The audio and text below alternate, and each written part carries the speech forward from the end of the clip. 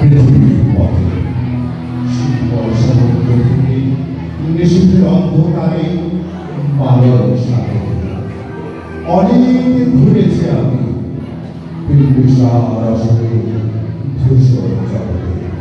সেখানে ছিলাম আমি আমার দূর অন্ধকারে বিদর্ভ নগরে।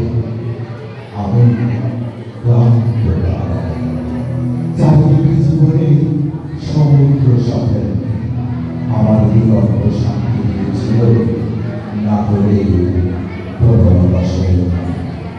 চুরিদার কবিতার অন্ধকার নিশার নিশা মুক্তার সাহসীর কারুকার্য অতি দূর সমুদ্রের পর হাল থেকে যে নামে হারাইছে বিশাল সবুজ ঘাসের দেশ।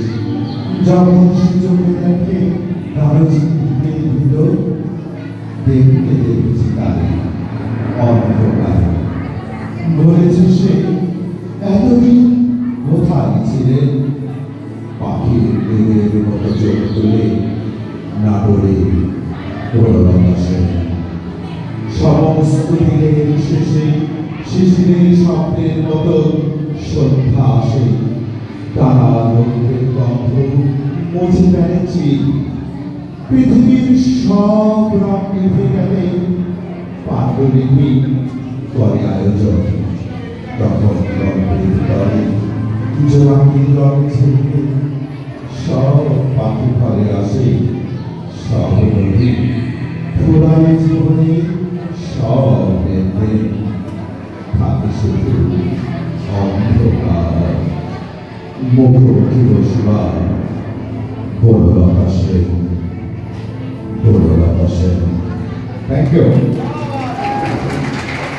আমরা অনুষ্ঠানের একেবারে শেষ পথে পৌঁছে গেছি, কিন্তু এটি হচ্ছে সবচেয়ে সুন্দর চমৎকার মুহূর্ত এবং মাহেন্দ্রক্ষণ।